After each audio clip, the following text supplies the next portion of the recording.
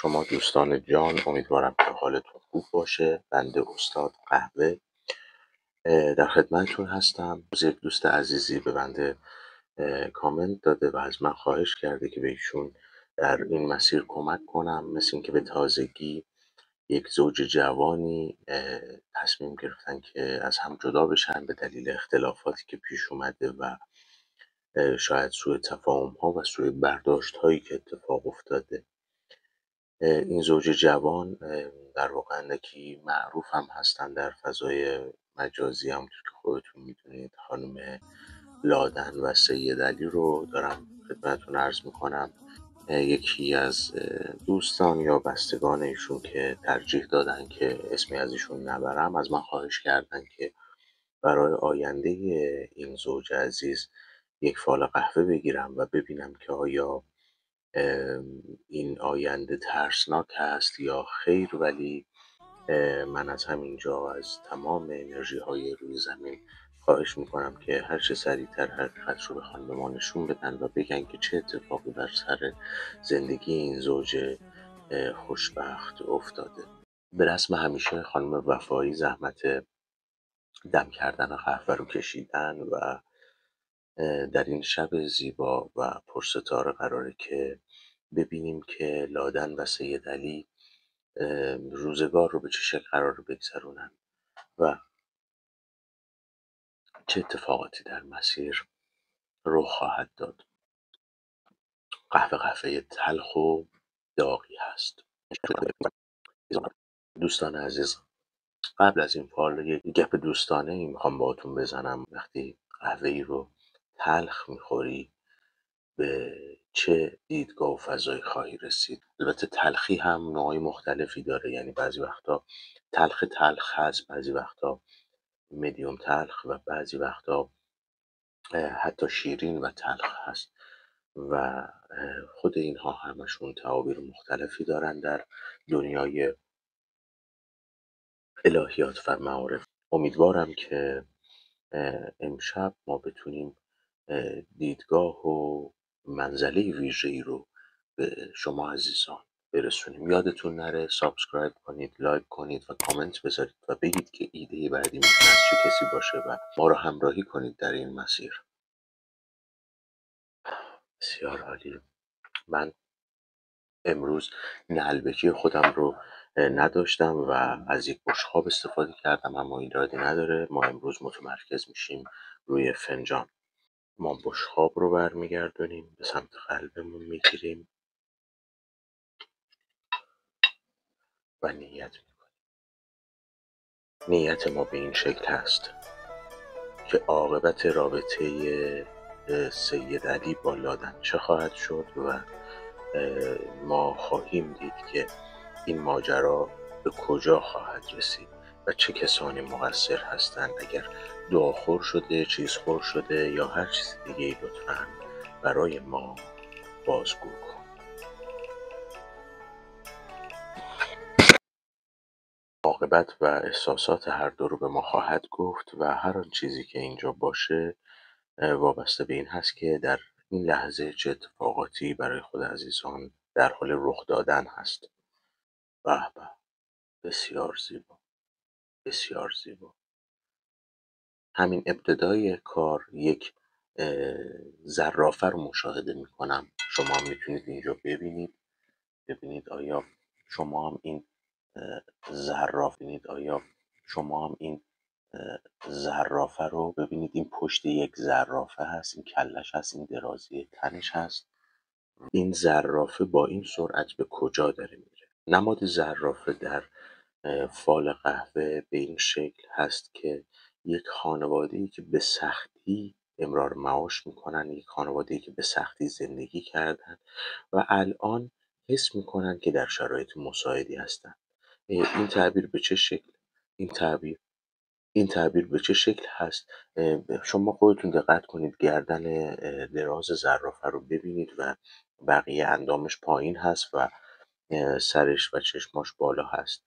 در بیشتر مواقع میتونم بگم که سید علی و لادن عزیز یک روزگار سختی رو گذروندن و تا به اینجا خودشون رو رسوندن، اما خب این نشونه بدی نیست، تعبیر بدی هم نداره و میتونه نشون بده که چقدر قوی و با پشت کار اومدن جلو. به تازگی اتفاقات بدی در زندگی لادن رخ داده. به تازگی متوجه شدی که همسرش بهشون خیانت کرده. به اینجا هم خواهیم رسید. آیا میبینیم که جلوتر آیا سید علی به لادن واقعا خیانت کرده در حال حاضر بعد از ازدواج یا خیر، ولی خواهیم دید که آیا محبت و عشق بینشون حقیقی هست یا نه سر معروف شدن و خیلی چیزهای دیگر میتونه به هم بخوره. خب شرایط سخت زندگی لادن نشون میده که دختری به شدت قوی و پشتکارداری شده، یعنی سعی میکنه که از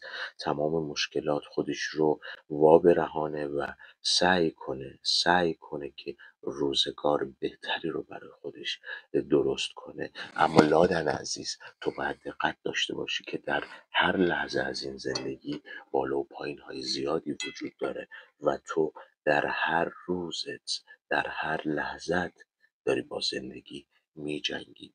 این رو خودت بهتر از هر کسی میدونی. عاشق یک مردی شدی که به شدت مرد خوشقلبی هست. مرد بدی نیست و این هم در قهوه افتاده یک قلب پانسمان شده ای رو اینجا من دارم میبینم و این قلب زیبا و کوچک سید علی هست. با اینکه ظاهر خشنی داره اما قلب رئوفی داره و لبخند دلنشینی داره، همچنان که انگشت ها و دست های بزرگی داره و بشکن های قشنگی میزنه، همونطور هم دندون های زیبایی داره. خب این دندون ها رو هم به تازگی انجام داده. از دکترش هم راضی نیست، توی فال افتاده که در واقع گلگی داره از دکترش سید علی نگران نباش، اینها زود گذر هست و حل میشه. به تازگی آشفتگی در زندگیتون میبینم. یک نفر شما رو طلسم کرده، زندگی شما رو طلسم شده. من یک میمون میبینم. حالا ما میگیم زنت بوده دیگه. میمون نشانه خوبی نیست. میمون نشانه اینه که یک نفر شیطنتی کرده در زندگی شما. پس تو قبل از لادن ازدواج رو تجربه کردی؟ سیری بود. حالا ما میگیم زنت بود. گوش و کنار خونه رو چک کنید، زیر اون موکت، فرش، نمیدونم زیر بالشتی، اینا رو چک کنید ببینید جایی طلسمی برای شما کار شده یا نه. بخیل زیاد هست، دور و برتون آدمای حسود زیاد میبینم و اونها میتونن باعث بشن که زندگی شما رو بتونه تحت تاثیر قرار بده. لادن عزیز، یه چیزی میخوام دوستانه بهت بگم، در همین ابتدای امر میخوام بهت بگم، خیلی آدم حسود دور و برت زیاده. جاکش بدون ما میدونیم چه گویی میخوای بخوری یا حتی به دوست کناریت هم اعتماد نکن، حرفای دلت رو به کسی نزن، چیزی نگو از خودت و از زندگیت، به کسی چیزی نگو، چون آدم حسود زیاده و خیلی ها قبطه تو و زندگی تو رو میخورن. در همین لحظه و همین الان دارم میبینم که خیلی ها شبانه روز دارن به این فکر میکنن که ای کاش میتونستن جای لادن باشن و با سید علی زندگیشون رو، وقتشون رو بگذرونن. لادن عزیز، سعی کن که کمی آرام باشی، سعی کن که یکم خویشتن‌دار بشی و سعی کن گذشته رو فراموش کنی.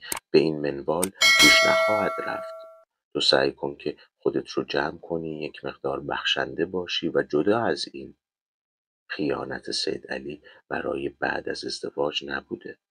در اینجا کاملا من دارم میبینم سید علی مال این حرفا نیست که بخواد بعد از ازدواج حرکتی بزنه.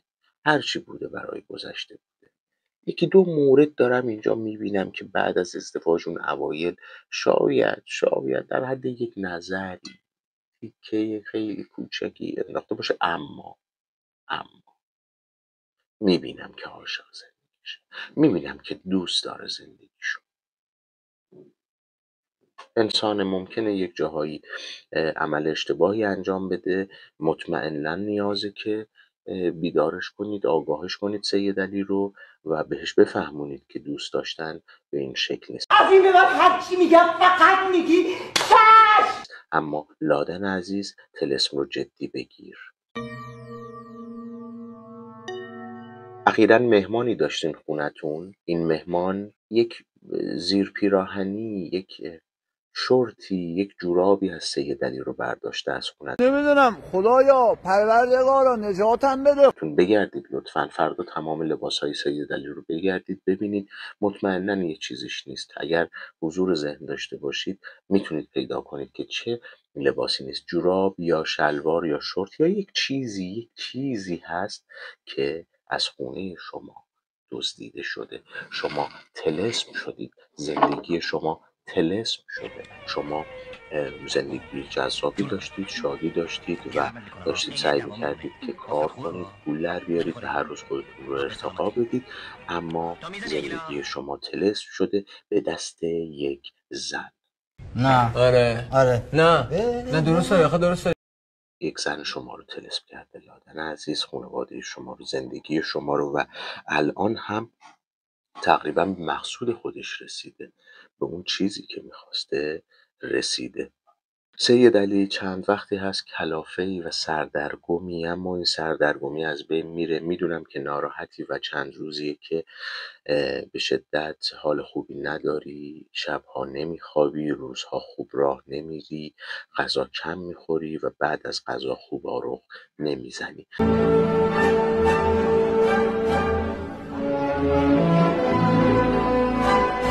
مطمئناً به خاطر اتفاقاتی که اخیراً افتاده. سید علی ازت خواهش میکنم که شاشه بچه نابالغ رو سعی کنی در آب مقطر قاطی کنی و یک مقدار بخوری. سعی میکنه که طلسم رو باطل کنه. اما لادن عزیز به شما پیشنهاد میکنم حتما خونتون رو بگردید و دعا یا طلسم یا هر چیزی شبیه رو به این پیدا کنید و در آب برکه روان بندازید بره. راست میگید یا دارید دروغ میگید دیگه، درسته؟ اونی که داره راست میگه حتی وقتی دروغ هم میگه داره یه جوری راست نمایی میکنه دیگه، دروغشو دیگه. تا طلسم شما باطل بشه. اگر غیر از این باشه کار به جاهای باریک میکشه. یک بیماری رو دارم میگم. تمام اینایی که داریم میبینیم بستگی داره که زحل چجوری در جغرافیای شمسی همشون یه جوری وصل میشن به زحل. زحل از کجا میاد؟ از گوهر. گوهر که عمه من.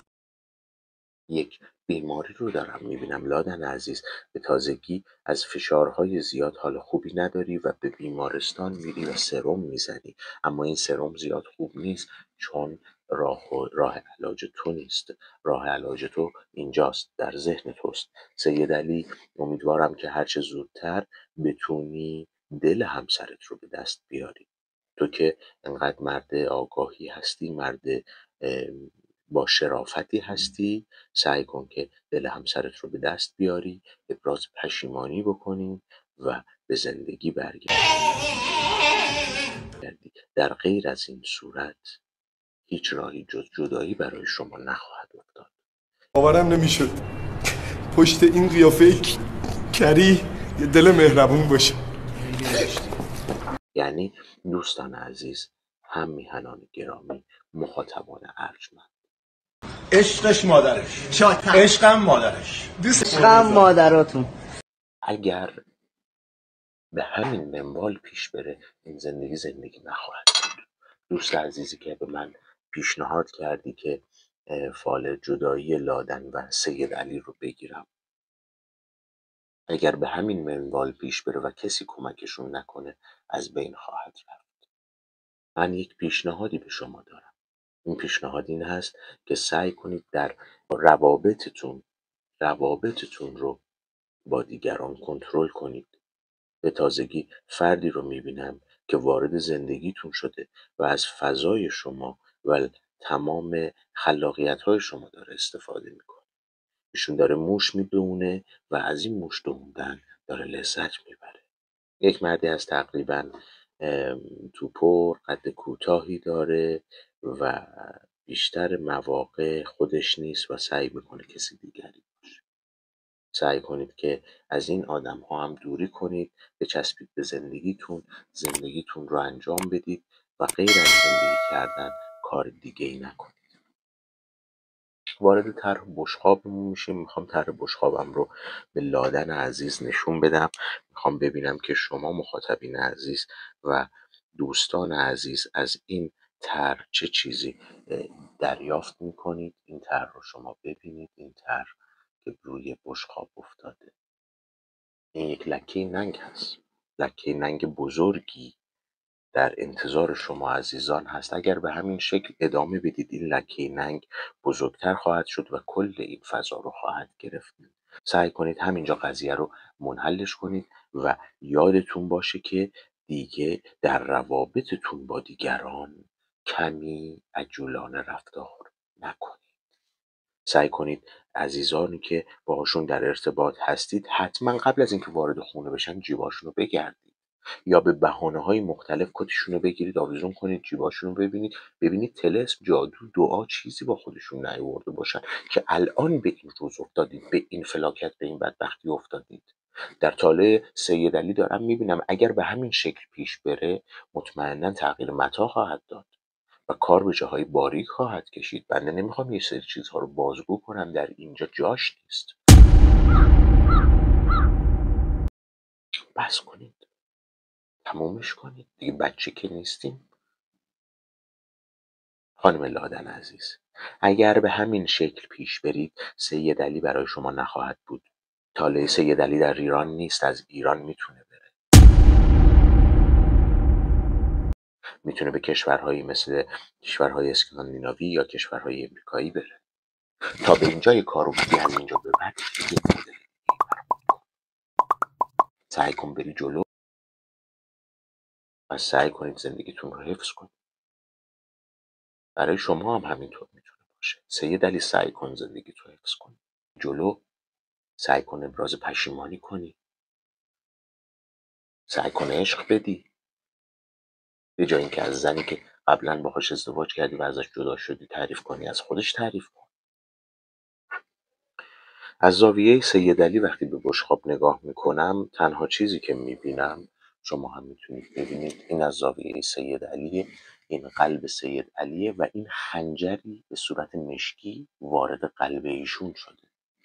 لادن عزیز، تنها کسی که میتونه این خنجر رو از قلب سید علی بکشه بیرون شما هستید. شما میتونین ببخشینشون و میتونین این خنجر رو از قلبشون در بیارید. این شما هستین که میتونید همین کارها رو بکنید. و سعی کنین که یکم جدیتر به این موضوع فکر کنین و عاشق باشین. از عشق لذت ببرید. خودتون رو از عشق سرشار کنید. اگر به همین شکل برید جلو از هم جدا میشید. اگر به همین شکل برید جلو سید علی 2 ماه نمیکشه، فلج میشه. از ناحیه کمر به پایین به دلیل اعصاب. چون سید علی توان این جدایی رو نداره. چون سید علی درک این جدایی رو نداره. چون سید علی نمیتونه این رو هضم کنه که بدون تو میشه زندگی کرد. از تو لادن عزیز، از تو میخوام که یک کم بیشتر فکر کنی. و سید علی، این لحظه حرفم با توه. مخاطب من در اینجا تو هستی. سعی کن خودت رو جمع کنی، اون لبخندهای ملیحت رو هر از گاهی داشته باشی و بری ابراز پشیمانی بکنی و موضوع رو جمعش کنی. ولی تا کی؟ به کجا؟ چگونه؟ سید علی 1 بار قرمه سبزی درست کردی، 2 بار قرمه سبزی درست کردی، 3 بار قرمه سبزی درست کردی، 4مین بار هر آن چیزی که از درونت بود گفتی و ریدی تو همه چی رفت. این کار درستی نیست. شما عزیزان هم میخوام که هیچ موقع این کارها رو انجام ندید. اگر قرمه سبزی درست میکنید زیب دهنتون ببندید. به تازگی فردی وارد زندگیتون شد.